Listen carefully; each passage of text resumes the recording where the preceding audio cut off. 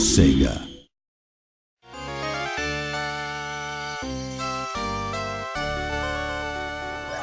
When I was thinking about what people remember fondly about the game, at the time I think it was enjoying the thrills and getting the timing right when they played it. I think enjoying the game world and experiencing the fantasy world of Disney were a big part of it too. What they'll see in the 2013 version will be nothing like the old game in some sense, but I'm hoping that players can relive the same emotions when they play it. It's taking something that was very iconic in the 16-bit era and thinking, well, how can we take something that was really special, really worked well, was one of the most iconic games of its time, and actually try and explore that in new ways with the technology. And you have to be very mindful of what made the original so successful and why people loved it, and try and bring that forward without it being just, literally a one-for-one remake. There were a lot of unique games at the time in terms of graphics or the general atmosphere of the game. Even among those, this game made an impression that still lasts. And now it's being remade.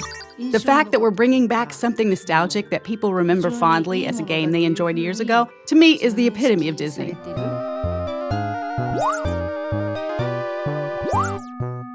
The original game, it just had a lot going for it. I think even the name Castle Evolution was something cool, straight away Castle Evolution says, oh, what's that? Oh, what's inside that castle? And then you've got Mickey Mouse, biggest character in the world, so straight away you're like, oh, that's awesome, we're gonna play Mickey Mouse through this Castle of Illusion. And it innovated on all levels, camera, control, platforming, and I think the core gamers absolutely loved it. So that in essence, it's a very simple platformer, but it grabs the magic of Disney, the magic of Mickey. It was my first time making a game, so I came up with ideas I thought might be interesting and things I thought would help flesh out the fantasy world without being hesitant about how difficult or unconventional they might be. In that sense, I think that helped us make a unique game. First, the animation was unique in that it used a remarkable number of frames in the animation for its time. We tried to use as many techniques from film animation as we could. Also, we put a lot of energy into the backgrounds for its time, packing in as much as we could given the memory constraints. I think both efforts paid off in terms of the game's graphic quality. A Disney animation is always moving, from beginning to end. At the time we were making our game, if you didn't do something on the controller, nothing would move at all. So we thought, if we want to bring Disney animations to life, we need things moving on the screen all the time. These days you see it in almost all games, but at the time, we were one of the first games where your character would move even when you're not doing anything. The amount of memory or VRAM that we had to work with at the time was really tiny. You need memory to make good, rich animations, but the way VRAM had been used prior to that point wasn't very well suited for animations like that. So we worked with the programmers to rebuild the system from the ground up to let us focus more on the animations. Once we got the animations where we wanted them, we adjusted the character's movements pixel by pixel for a better feel when the player controls him. When we were told to make a Mickey Mouse game, I didn't want to make a game that was just about Mickey being cute. Our focus was on how we could include the Disney World view from their classic movies. So rather than Mickey Mouse alone, we drew inspiration from the various classic movies that Disney's produced.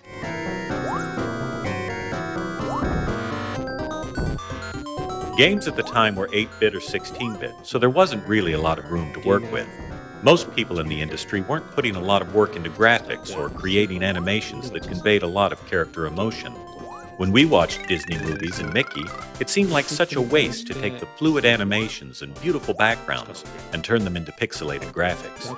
So I think we put a lot more work into the graphics than any other title at the time. When we were making the Dragon Boss for the Candy stage, we couldn't figure out what to use for the dragon's body. Someone from Sega's US office sent us some licorice as a suggestion. Most of the team hated it, but I couldn't stop eating it.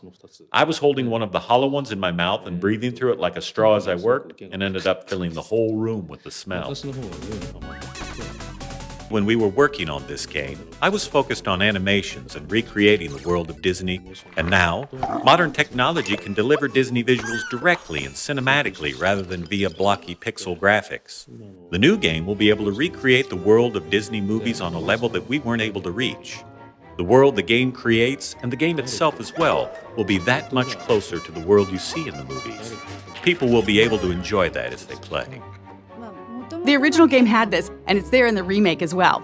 the essence of Disney, a positive world of dreams, peace, and imagination. It's the epitome of Disney, and I hope everyone enjoys that in the new game, too.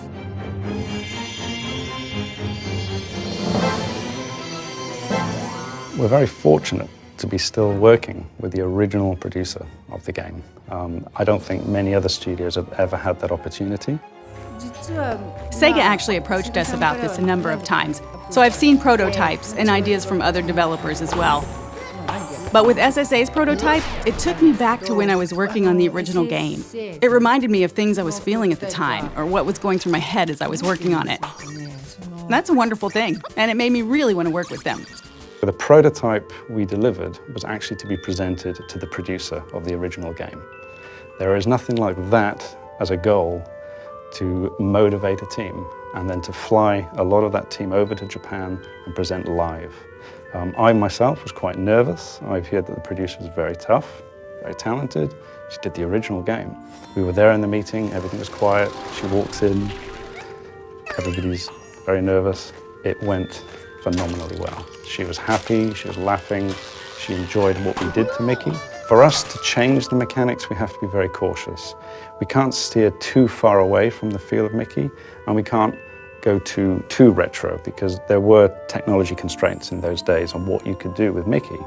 So we've analyzed the feel of Mickey, the jump heights, the inertia, the turn, on the edge of a cliff, and we've been able to just knock it out of the park, all the animations, and now we're challenged by the feel of Mickey. So we feel we can move from the retro to retro plus. We can do more of what I think the gamers in those days would have loved because of our technology. It's more lifelike, it's more fun. The lighting effects are taken into the account, the candlelight in the background. So all of a sudden the personality, the core pillar of the game, Mickey, is brought to life. And that's something that we really want to do with Castle of Illusion, is try and modernize Mickey, but put him in the context of what we had before in the original game. And our challenge then is to try and improve the animations, the look and feel of Mickey, the characters around Mickey, the environments that he's in, and even the music score is a massive part of that whole Disney package. Primarily, we're able to do a lot more with the sound effects, the mixing, the environmental effects. I mean, these are all things that we come to expect without realizing it. If a fan of the original picks up and plays the new Castle of Illusion, I think they're going to be really surprised.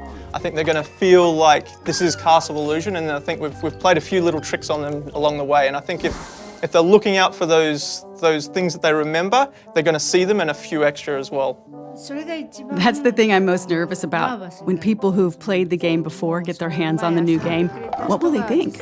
I can't wait to find out. It's expressed in a completely different way, but the essence is the same. So I hope the enjoyment they experience from it is the same.